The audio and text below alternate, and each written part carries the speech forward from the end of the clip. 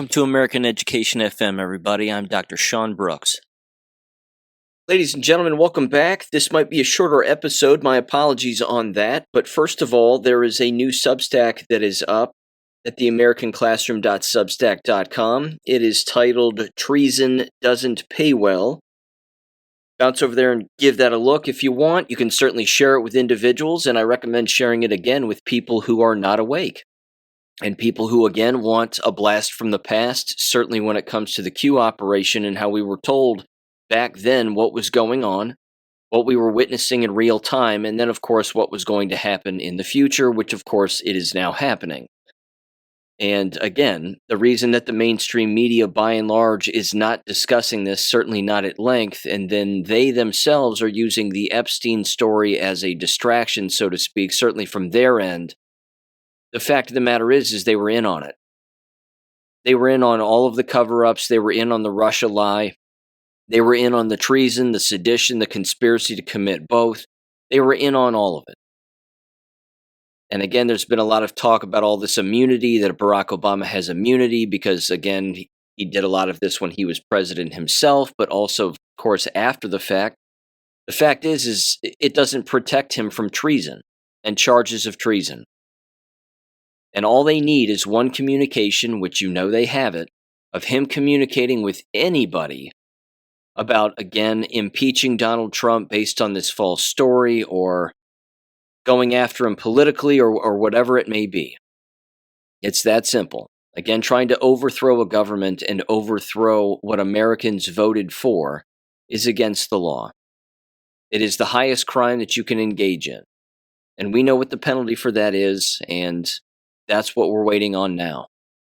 So as I say at the end of the article, again, as the president likes to say himself, let's just wait and see what happens. But there was this particular post which I included in that article from 3/7s on Gab, and it was very well done. And it says the following here, quote, "I'd like to address this because I'm tired of being told that Q was an op to pacify me, when I've done more work in the truth movement for the last few years because of Q than in any other time in my life. The plan, quote unquote, always required our participation. It was not about pacification. It was about activation. It was about the Great Awakening. Q activated an army of digital soldiers to counter the fake news. We did all the research work, created media of all types, and spread it relentlessly across social media, all while being deplatformed, ridiculed, banned, censored, hated, and worse. We woke up millions anyway. We fought in the trenches of the information war while the naysayers and blackpillers did nothing but attempt to dampen our morale, which is actually worse than nothing. Killing the morale of patriots is useful only to the enemy, so don't do it. It takes a lot of nerve to criticize us about being pacified while sitting on the sidelines." They went on and finished up and said one more thing. Hope is always correct. Because you never know if it's false hope, quote unquote, until after the fact. Hopeless people have no fight. Always have hope, always spread hope. Hopelessness is the real pacification, OP, unquote. And they're right. The number of people, again, as I've been over before, and I know I'm beating this dead horse, but criticized those of us who read the posts, learned from the posts, followed the posts, connected dots, did our own research, and then brought that to the people online, either anonymously or not anonymously, in order to, again, educate people and wake them up too. Once you get that ball rolling, it doesn't stop. Finding the truth, reading, writing, researching, watching, listening, asking questions, it becomes a habit. It becomes a way that your brain is really supposed to operate. It's not supposed to be brainwashed. But unfortunately, again, the Operation Mockingbird media has worked. It's gotten people, again, to turn on their televisions and just believe what the screen tells them. And they, of course, use that argument back to us and say, well, why is it that you believe what you believe? Well, it's simple. We used to believe some things that were on the TV that aren't real, and we don't anymore because we've looked into them. We've critically thought about them. We know exactly what it is, why it was done the way that it was done, and there's endless government documentation that proves, which many of it's on my website, or much of it is anyway, under the Government Documents tab, you can read those 60 plus documents, all you'd like, and learn a boatload as to why all of this was intentional. The brainwashing was intentional. It was designed again to destroy us, to kill us. Remember, our time and our energy is the enemy's currency. They want all of us pacified, distracted, not paying attention to the truth and not looking into them. But that's changed now. Now we're left with basically two separate groups of people. People who are criticizing those of us who continue to do that and did do it long before they themselves were doing it. Or you're criticized by individuals on the so-called far left who have never been awake and may never wake up. And that is beyond demoralizing to an extent because, again, as much as we distaste them, they are our fellow citizens. I mean, they were brainwashed too, and still are. Because, again, instead of reading and thinking for themselves, they just follow the leader right off a cliff. So they name, call, ridicule, and they do, again, everything that they always do, instead of just sitting down in a room by themselves and thinking and listening. And more importantly, even asking questions. But the fact is the chickens are coming home to roost here, as I've said before. The humble pie is getting served like nobody's business. And the fact is that these declassifications from Tulsi Gabbard and the media's compliance in the entire seditious conspiracy to commit treason is beyond evident. They were in on it. That's why, again, they're not bringing this up. They're not talking about it. Hardly at all. And I want to make mention of this too, because this was very interesting, and it was kind of funny and sad and sort of a little bit of everything all at the exact same time. But as you've heard me say in the past, every now and again I'll tune into Dr. Dave Janda's radio show on Sunday afternoons. It airs, I believe, from whatever it is, 2 to 4 now. It used to be 2 to 5. It used to be a 3-hour show. Now it's not. Again, I used to like his radio show. He was one of the first people talking about Seth Rich and the murder of Seth Rich, his connections to the DNC, information that Seth Rich had, all of that, along with Hammer and Scorecard and the voter fraud and everything. The problem is that he apparently has amnesia, and he's decided to take credit for warning everybody again about COVID and the COVID lie and the bioweapon shots. And that's not true. He actually didn't do that. He used to say on his radio show all of the time, and this is practically a direct quote, but he used to say, "I'm not going to tell you to take the shots. I'm not going to tell you to not take the shots. I'm going to tell you to get informed consent from a trusted doctor." That's what he used to say. He said it over and over and over again, all throughout 2021. And then Robin McCutcheon, our own favorite friend of the show, Dr. Robin McCutcheon, was on his show and told him straight up on the phone, "You need to stop saying that. These are biological weapons. They're killing people who take them. They're damaging people who take them. This is a bioweapon. This is not a vaccine. There is zero informed consent, and the doctors are in on it, or they're brainwashed and they actually believe, again, that this is an effective thing." And then he reversed course. The problem is that now he's been taking credit for it and saying that he was one of the first to do this and whatever else. And then, of course, he always plays the victim, and he says, "Well, I can't get my Twitter account back." Everybody can get a Twitter account if they want one. No one's banned on Twitter. And he certainly wouldn't be banned. I mean, he's as wholesome as Jell-O, by and large. I mean, he doesn't, he's not controversial by any stretch of the imagination. Here's where this gets problematic, and it ties into the latest revelations, certainly from Tulsi Gabbard. Last week, and this would have been, last Sunday, not this past, but not today, the day I'm recording on the 27th of June, but a week ago, he had Sarah Westall on.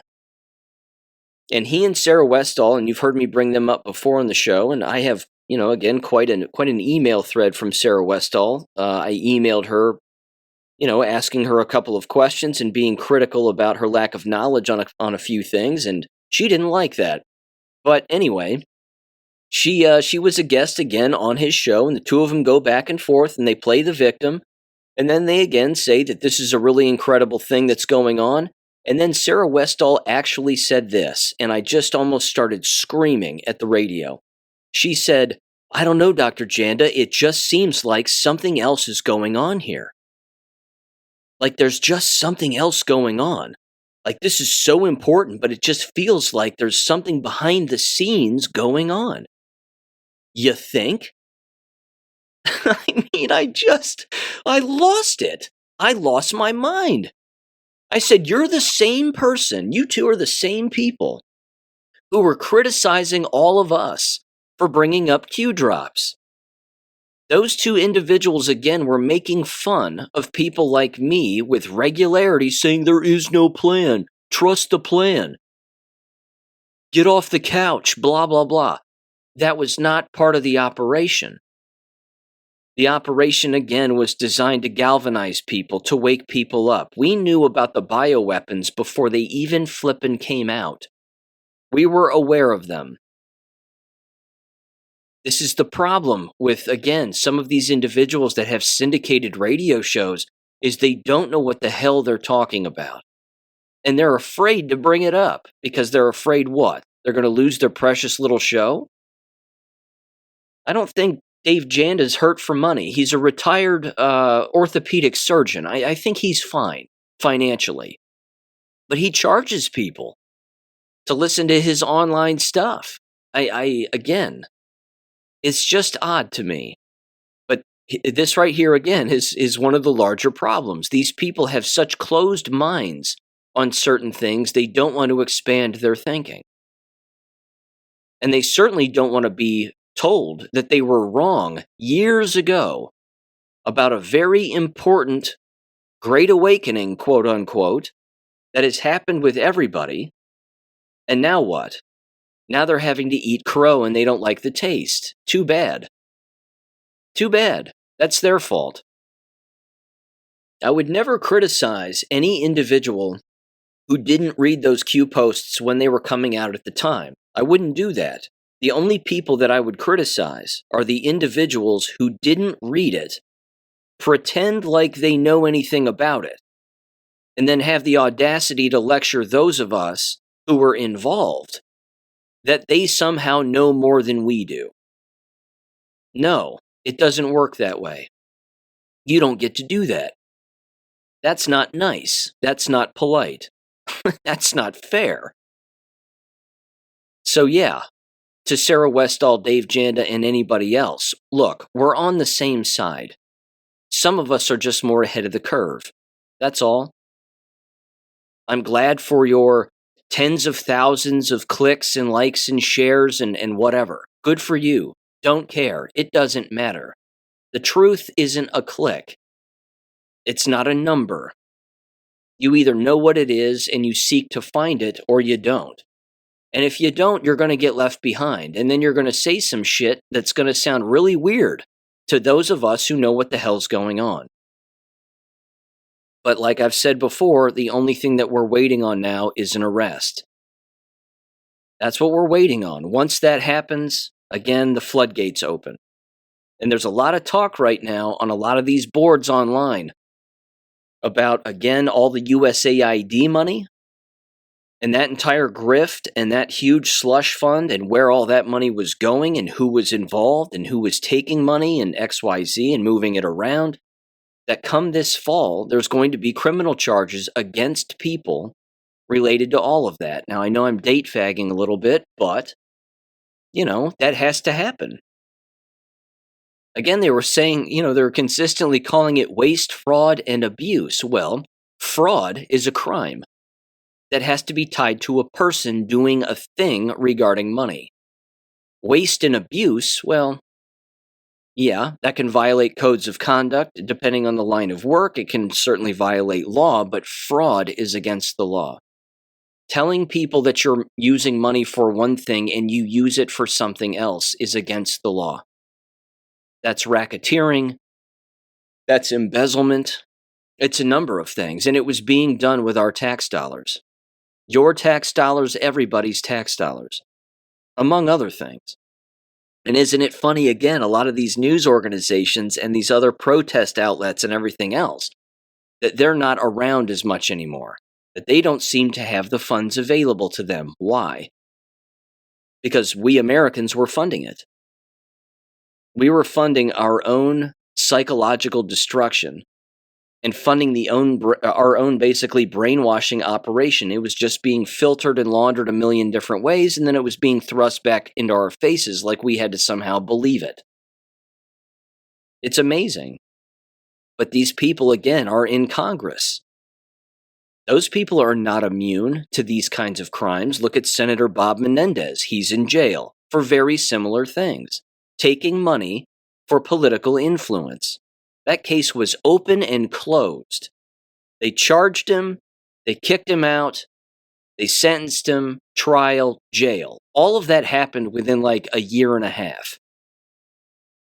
And now he's there for what? At least 11 years?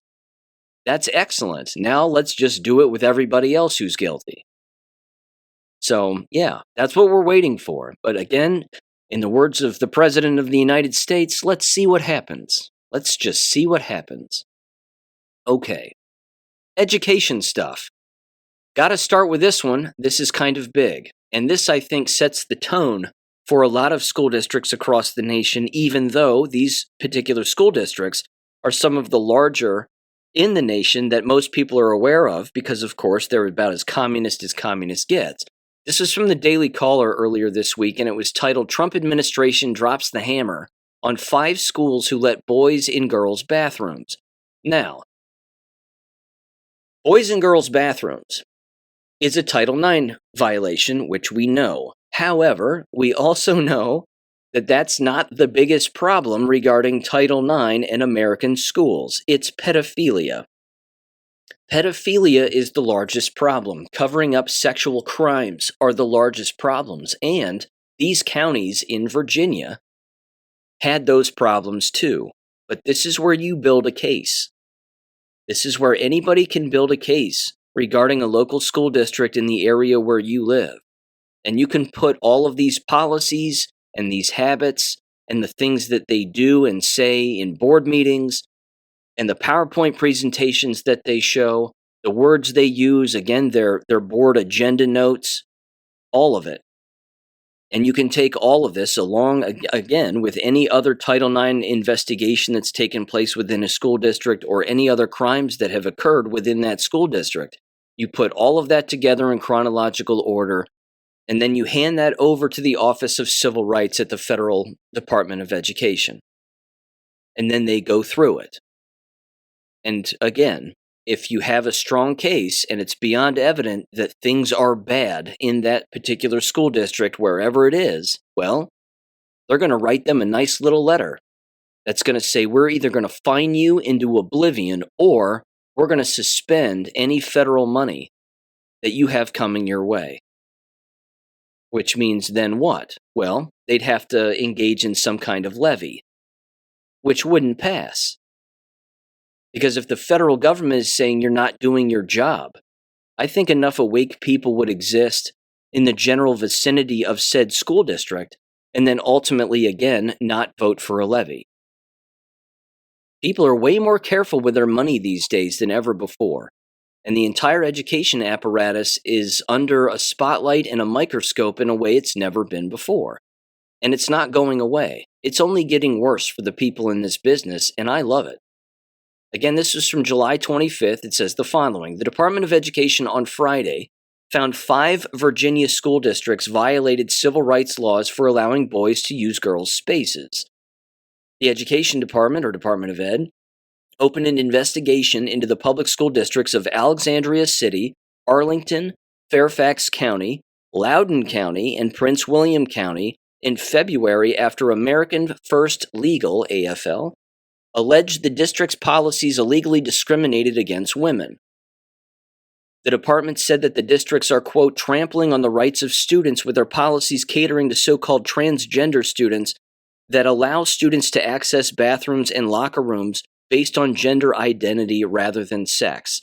Here's the other thing, too, and you know this because you're smart people. This is sexual grooming. This is what this is. So it shouldn't shock anybody that American K-12 schools are pedophilic playgrounds, because when you have policy like this that sets the stage for a pedophile to take advantage of someone, or other students to sexually take advantage of other students, I mean, what do you expect? It says, quote, although this type of behavior was tolerated by the previous administration, it's time for Northern Virginia's experiment with radical gender ideology and unlawful discrimination to come to an end. OCR's investigation definitely shows that these 5 Virginia school districts have been trampling on the rights of students in the service of an extreme political ideology. Craig Traynor, acting Assistant Secretary for Civil Rights at ED, the Education Department, also said the following, quote, the Trump administration will not sacrifice the safety, dignity, and innocence of America's young women and girls at the altar of an anti-scientific liberalism, unquote.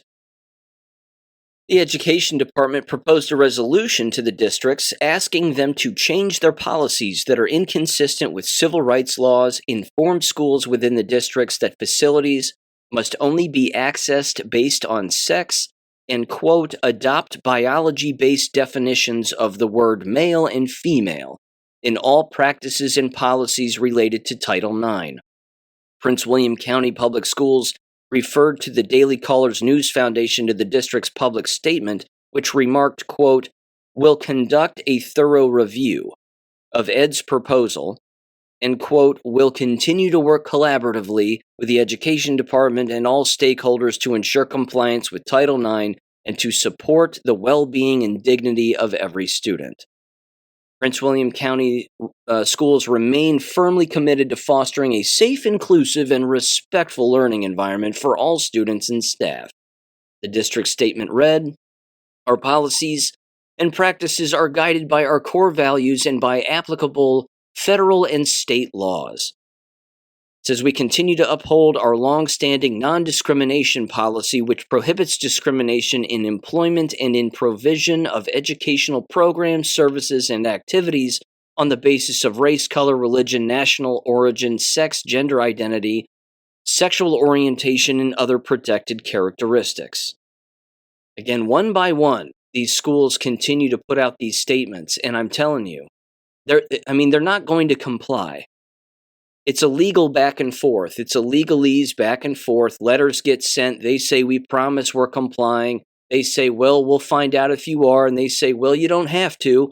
We promise we are. Ladies and gentlemen, most of these schools who signed off on this elimination of DEI stuff are not complying. Most of them aren't. They've just moved the words around, like I said that they would. They took out diversity and they put in respect. Respect, inclusion, and equity. That's all. They move the words around. That way, if somebody's doing a basic word search in a PDF document, they're not going to come across DEI. They'll come across other words, but they basically mean the exact same thing. Now here's Alexandria City. They said they received the letter of findings and proposed resolution agreement from the United States Department of Education Office for Civil Rights. The district told the DCNF, quote, ACPS is conducting a thorough review of these documents with staff and legal counsel in order to assess the next steps. ACPS remains committed to providing a safe and supportive learning environment for all students in accordance with federal and state laws. See, it's the same verbiage. And this is exactly what would happen in the local school district where I live, along with any other school district across the nation. You build the case against the district, you send it to the Office of Civil Rights. They contact the district and say, we are in receipt of information that you are not complying. And then what? The district writes back a letter and says, we're going to go through all our documents and make sure that we're complying. Are they? No. Because these people dig in like ticks. The root has to be pulled out completely. Case in point, of course, a spokesperson for Fairfax County Public Schools told the Office of Civil Rights that the district is currently, quote, reviewing the document in detail and will respond after we have completed our review. However, leave it to Loudoun County because they too, along with Arlington, are digging in, and they did not respond to the Daily Caller for requests for comment, and they, of course, probably are not complying. And then it goes into the history again of Loudoun County and all of their sexual assaults that have occurred over the years, and yeah, it's just terrible. Again, they're doubling down. In Arlington Public Schools, it says here, in December of 2024, doubled down on its so-called inclusive policy. Again, these schools are going to dig in. In the state of Ohio, a letter went out, of course, from the State Department of Education, Labor and Workforce, or whatever the hell it's called, and it basically, again, was sent out to every single school district where they were told to sign it. And some of them did, and some of them didn't. But the ones that did, just because they signed this compliance letter with Title IX and getting rid of DEI and anything affiliated with DEI, doesn't mean that they are. They're still keeping a lot of these paid programs that exist within these schools, again, like the PACS Good Behavior game and certainly PBIS, the Positive Behavior Interventions and Supports, which, of course, brings out all of the monopoly money that the kids get to use. And it's unfairly, of course, distributed and unfairly spent and 1,000 other things. It has nothing to do with academia. It has nothing to do with reading, writing, comprehension, literacy, anything. The school environment is a circus because clowns run the place. It's that simple. And until that changes, well, you can expect more of the same.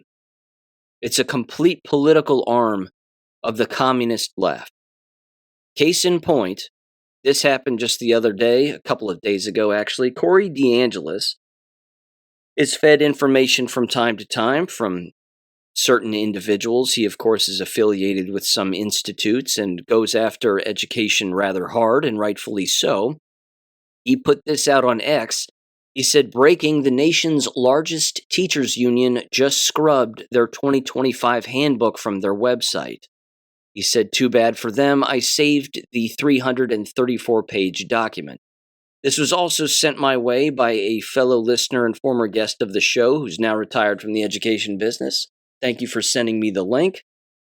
Corey DeAngelis only scrapes the top of the iceberg here. This is, I mean, it's not surprising. I should put it that way. Number one, again, it's a communist document where, again, it's written by union members and union heads and trying to get everybody on the same page on their communist agenda, basically to just hate whitey. That's essentially what it really is, among many other things. Hate Donald Trump, hate white Americans, and hate America in general. But I want to dive into this document a little more specifically and a little more in depth because there's a lot here. Again, it's not surprising, but I just want you to hear the words from these individuals because, again, the National Education Association hates America. They hate children, they hate parents, and they hate you. Whether, again, you're affiliated with the education business or not, whether you're a parent or not.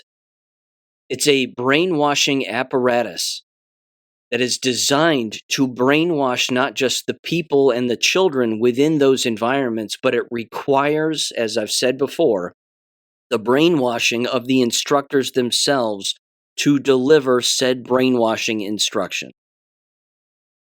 The brainwashed instructors don't know that they're brainwashed because they're brainwashed. That's the point. And it's a document like this that people will read and believe and actually support, which is alarming. So first of all, there's a link to this PDF, which again is approximately 434 pages long. And the link to it, rather, is on my website, AmericanEducationFM.com, under the Government Documents tab. And above that, at the very bottom of the list, we're up to the 60s now when it comes to documents, but both of those Director of National Intelligence documents are also there if you're interested in checking those out as well. With this particular National Education Association document, if you type in DEI, there's one particular page that pops up where, again, they are full-blown whining about diversity, equity, and inclusion and Donald Trump and even Elon Musk and Doge. These people are crazy. They're not talking about literacy. They're not talking about, again, getting back to the basics of education, reading, writing, arithmetic, none of that. No. It's all just politics all the time. Here's a particular portion. This is on page both 13, 14, and 15. And this is written by Kim Anderson, who is the executive director of the National Education Association. This person is not well. Here's what they say in part. I'm not going to read all 3 pages, but here's what it says in part here. It says, quote, Trump, through Doge, has laid off 50% of the Department of Education employees, signed an executive order to shut down the Education Department, and signed another executive order designed to control curriculum by requiring states to attest that no federal funding is being used to teach any concept related to diversity, equity, and inclusion. National Education Association has filed suit challenging this action. Further, Trump's proposed budget will drain billions of federal dollars intended for students in public education and funnel those funds to private and religious schools in the form of vouchers and other privatization schemes. She calls it a scheme. That if you're not involved in government schooling, then you're the victim of a scheme. Again, these people hate you. They think that we are stupid. She goes on, unfortunately. She says, not only are these actions designed to dismantle public education, the diversion of taxpayer dollars is also designed to give the biggest tax breaks for billionaires in American history. That old line yet again. I mean, my God. These people are incapable of an original thought. She goes on and says, Trump has signed more than 100 executive orders attacking everything from immigrants to DEI to public education and climate justice. From waging war on federal employees' right to collectively bargaining to shredding the agencies of government that collect taxpayers' consumer rights, taxpayers' consumer rights, civil and human rights, and our ability to access public services. The sheer volume of assaults is designed to sow chaos and divide us, pitting everyday Americans against each other. The objective of this chaos theory, she says, is to fracture our ability to come together in common cause to fight this anti-democratic, anti-worker, anti-public education agenda. And then she goes on to criticize Trump's loyalists by saying that they are also executing indiscriminate deportations and abductions of human beings, including those who have a legal right to be in this country, into detention facilities, separating families and instilling fear in immigrant children and families across the country. What does this have to do with learning how to read, not being touched sexually by a school employee, and being able to use a bathroom that is assigned with your sex? It's amazing to me. I mean, these people have lost their minds. They never had them in the first place. There's also this funny line about Martin Luther King Jr., not his real name. It says, the impact of this cruelty and control machine is separating children from their parents, forcing educators to out their own students, traumatizing them and making them less safe in and out of school, and attempting to control what educators can teach. An administrator recently told the NEA member to remove her students' essays about Dr. Martin Luther King Jr. from her classroom walls as a reaction to this order. Another National Education Association member was told to remove her "Everyone is Welcome" sign that hung in her classroom. Finally, at one time when nearly 20 million students qualify for free meals for 40% of the public school students, and nearly half of all children receive their health care through Medicaid, also on Trump's chopping block, whatever, The depravity of Trump's budget proposals will endanger the health of millions of students. Unquote. I could go on regarding this particular woman. Ladies and gentlemen, this is the same person who masked up children. These are the same organizations that told everybody to inject themselves with a biological weapon for something that doesn't exist. And they're worried about health. There is also, of course, Becky Pringle, the president of the NEA, and she's equally as unhinged as the executive director, and again, goes after Trump, everybody else, and basically, if you don't like the gay agenda, then there's something wrong with you as far as she's concerned. Donald Trump and his billionaire friends, unlike anything we've ever seen in our lifetime, are engaging in a power grab. She goes on and says, from their attacks on diversity, equity, and inclusion, and access, and their continued hatred and marginalization of LGBTQ+ students and educators to their attempt to harm the students of today and tomorrow by closing the Department of Education, those holding the strings of our nation's political power seek only to benefit themselves. Project 2025, she references, again, it's embarrassing. Now, here's their thoughts and some of their principles here, specifically having to do with white people. If you open up the PDF and you type in the word white, capital W, you get a boatload of pages here with the term white in it. Here's one. This is on page 412. It's titled Principles. Student and educators must remain at the center of education. Now, at the beginning of this paragraph, it talks about AI and their concern with AI. Get a load of what their concern is. It says, quote, AI technology tends to reflect the perspectives and biases of the people who develop it. Furthermore, developers may not notice when their tools are biased against or do not adequately reflect the needs of people who differ from them demographically or in other ways. Notably, technology developers are overwhelmingly younger, white, cisgender, heterosexual, male, and people without disabilities, actively involving a diverse and intersectional array of educators, including those with disabilities, in the development, design, and evaluation of AI systems ensures technology is not only compliant with accessibility standards, but also generally user-centric. Therefore, they want to hire more people who are gay, brown, and everything else. And they openly say that. Again, they hate white people. Got it. It goes on with AI, and it mentions on the very next page, it says, we must also ensure that these tools do not subject students who are Native, Asian, Black, Latino, AX, OAX, honest to God, they don't even know that that's not a thing. Latinx, are you serious?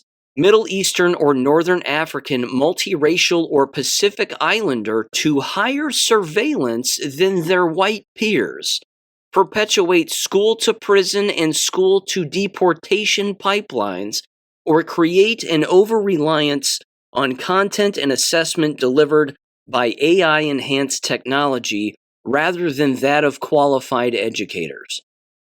Again, it's everybody versus whitey, even with artificial intelligence as far as they are concerned. More whitey bashing on this next page here. This is page 357 at the bottom under one of their principles, 57, describing the American Teachers Association. It says the following in their last bullet point. Because NEA successfully merged with ATA, NEA has made radical changes, particularly noting the establishment of bylaw 3.1 subsection G, apparently, which ensures an increase in the ethnic minority representation at the representative assemblies, which means the people that they hire and the people who present won't be white. It says the commitment to eradicating institutional racism and a resolution that acknowledges the existence of the ideology of white supremacy and its role in shaping the dominant culture as a root cause of institutional racism, structural racism, and white privilege. Unquote. They're, again, I could just strangle these people. They're the bigots. They're the ones saying whites are racist no matter what. We're going to not hire them. We're going to hire more people who aren't white. And we're certainly not going to hire white men. But we're not the racists. So saith the American Teaching Association or Teachers Association, let alone the National Education Association. No. It's just whites. Now, before I get back to the white bashing, which, again, it goes on and I'm going to read more, these are more of their principles, and you got to get a load of these headlines. They have social media safety. They claim to care about that. That's apparently principle number 93 on page 358. Let's see. They have conflicts in Sudan, Congo, and Rwanda. That the National Education Association is somehow working with all of that, like that matters. Principle 100 here says English language learner education training. 109 says the U.S. Supreme Court education. And then it says new business referred to board to executive committee. State level IDEA funding, climate and ecology justice. World Hijab Day. That's right. Climate smart communities, and yes, you guessed it, anti-Semitism strategy. The NEA shall use the NEA Jewish Affairs Caucus screening out hate, quote-unquote, checklist, with existing online communications and a combating anti-Semitism toolkit to help pre-K through higher education staff, students, and families identify and respond to anti-Jewish hate crimes and incidents. Honestly, what is wrong with these people? It gets worse. If you can imagine. This is on page 344 under the, rights of redress for descendants of slaves. Again, this is the National Education Association. This cannot be reformed, ladies and gentlemen. It must burn to the ground. In the last paragraph on page 344 of this particular section, it says, the association further believes that the descendants of enslaved Africans in the U.S. have the right to redress for the crimes against humanity committed by the United States through full repair and reparations for building the economic engine of the West that resulted in generational wealth accrual by white Americans off the theft of that labor, while at the same time being denied full economic participation or benefits of that labor, and for the gross injustices inflicted upon their ancestors, unquote, with a reference to some paper or some article that was written. You have got to be joking. It's the NEA calling for racial reparations because whites are the problem. It was actually Jews, just saying. They were the slave owners by and large.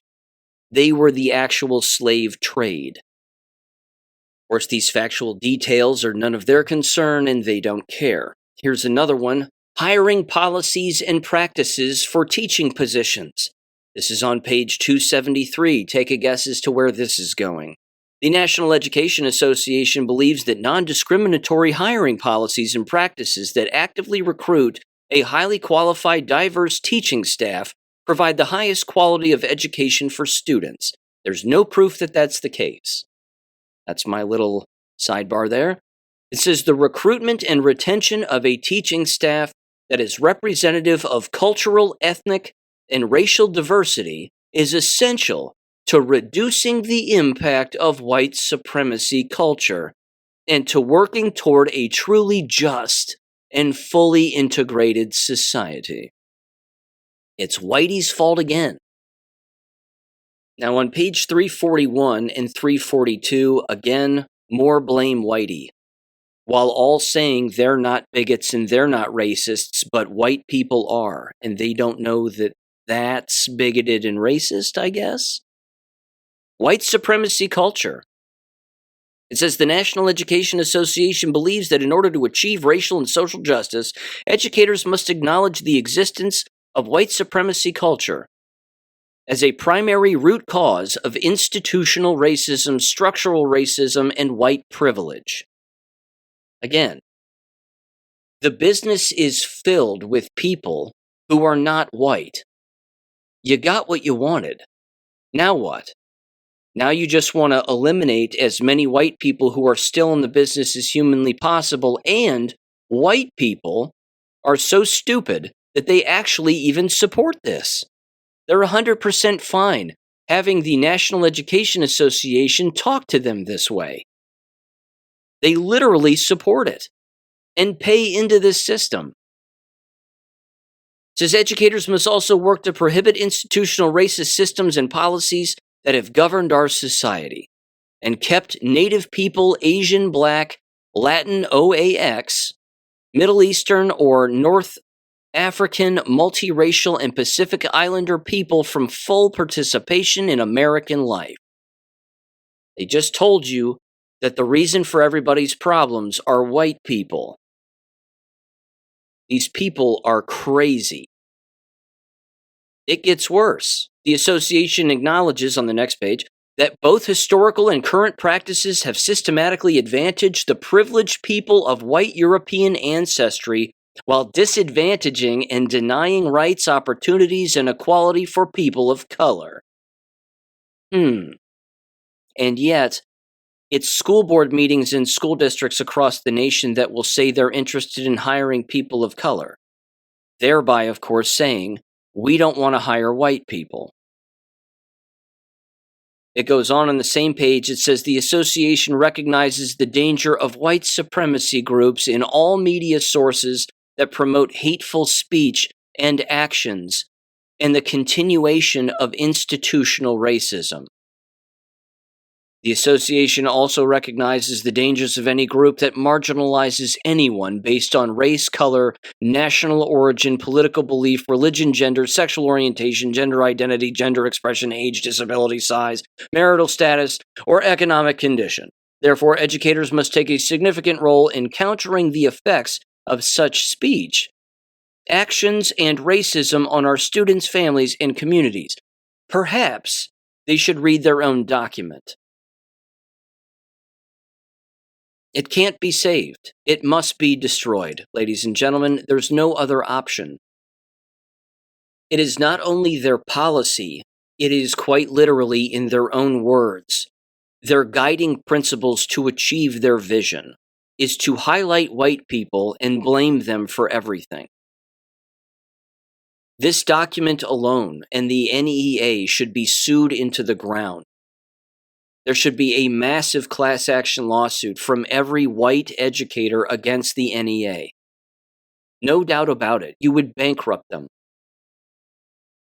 But hopefully, USAID being eliminated is going to bankrupt them, because you know that that's where most of your tax dollars were going, is into this.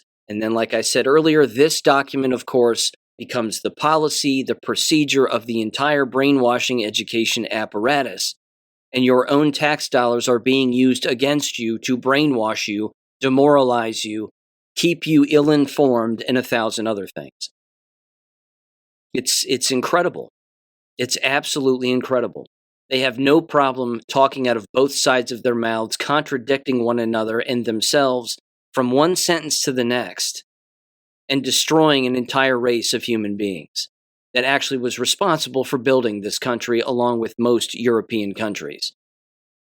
I mean, the average IQ on the continent of Africa is 60. 60. I think the president of the NEA, Becky Pringle here, I think she's just proven a great deal of things. I think it's pretty obvious what she's proven, and yeah, there you go. So, if you're curious and you're interested in reading that particular document, I will also, of course, I think throw together a quick little Substack highlighting some of those quotations that I just read, among others. But the entire document itself does exist on my website, American Education FM, under the Government Documents tab. It is the most recent document at the bottom of that list. Okay. I'm going to end with this because this is kind of funny. Came across this on Gab the other day and couldn't help but laugh. But before I do read this, let me mention this very quickly. I don't know among the individuals, of course, who have been passing away here recently, certainly of the so-called celebrity type, how many are jabbed. I believe Hulk Hogan was. I certainly know that Ozzy Osbourne was jabbed with COVID. He was quoted as saying something about being relieved. He's so glad he took the shots and he just felt a sense of relief. Well, I think he was diagnosed with an illness that was kept under wraps for a very long time, probably cancer, and then, of course, passed away. So, yeah, the jabs strike again. Same thing with, of course, Malcolm Jamal Warner, Theo Huxtable of TV fame, Cosby Show fame. It's possible he was jabbed too. He, of course, was found dead after drowning in the Caribbean, apparently. And, yeah, that's one of the things that is happening with individuals, again, who are drowning, is that they're having cardiac arrest while swimming, and then, they don't resurface, or their body is found shortly thereafter. Point being, this is a thing, and this is continuing to happen, and that's the way that is. But with that aside, there was a funny story here about Hulk Hogan and Macho Man Randy Savage that I thought was hilarious. It was on Gab, and I think it was published in another publication, an entertainment publication, years ago. But either way, here's what it said. It said the following: Hulk Hogan recounts a story about a steak dinner that he had with Macho Man Randy Savage one night in Miami, 1989. It says, quote, Randy showed up at my house in this blinding white Ferrari to pick me up. He said he's taking me somewhere really classy. It's New Year's Eve, Miami Beach. He tells me it's a 5-star joint, so naturally, I throw on a yellow tank top and a matching do-rag. Randy wears a pink leopard print blazer and spandex pants, so loud it made babies cry. Bandana pulled low almost to his eyeballs, hair slicked back, and I mean way back. We were both huge pieces of shit in '89. You understand. We roll into this upscale steakhouse called Truffoni's on South Beach. White tablecloths. Jazz musicians dressed all in white, playing to a room full of folks who dressed in all white, sitting on white couches. In '89, the whiter the decor in Miami, the more expensive it was. We sit down, and the waiter comes to get our drink orders. Randy stares him dead in the eyes and says, I'd like a water and 3 of those big old chunks of rare meat you got back there, unquote. The waiter's eyes shoot open like an alarm just went off, and he looks scared. He leaves the table in a hurry. Now understand something, he said. This was 1989, Randy Savage. He said the man was running on 40% adrenaline, 60% cocaine, 5% vodka, and 2% undercooked meats. I had never seen this man drink a glass of water in my life. He got this look in his eyes. I could see even through his sunglasses, which he naturally didn't take off, even though it was 9 o'clock at night and we were indoors. Then the manager comes over, pale as a ghost, and says, quote, Gentlemen, please, no sloppy steaks tonight. Randy says, real exaggerated, come on, what do you think we're going to do? As the waiter walks away slowly, staring at us. I turn to Randy, utterly confused, and that's when he smiles and leans in real close, so close I could smell his hot breath, which smelled like diesel fumes coming off of a dying truck. He said, quote, They can say no sloppy steaks, brother, he whispered, but they can't stop you from ordering a steak and a glass of water. 3 steaks get dropped off at our table, huge hunks of meat. Randy picks up his glass and says, "Slop 'em," and pours it all over his steak. It was chaos. The waiters started running over. There was water everywhere, steaks drenched, juice flying. So much fun. So I join in. Pretty soon, there's water flying everywhere, bouncing off the steaks, landing on my mustache. He's giggling like a lunatic, cutting into his steak and eating it with sweat and steak juice rolling off of his face as the manager flies out from the back room but realizes he's too late. I miss those dangerous nights with Randy, brother. Honestly, brother, it was one of the best nights of my life. Super funny. I didn't even know sloppy steaks was a thing. But apparently there are people who do it, and there are people who love the taste of it. Yeah, I don't know. Super funny, though. Super weird.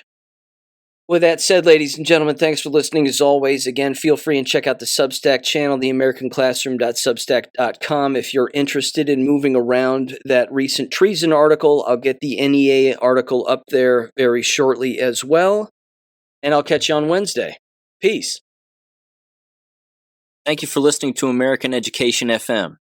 Make sure and check out AmericanEducationFM.com for more information. Take care and God bless.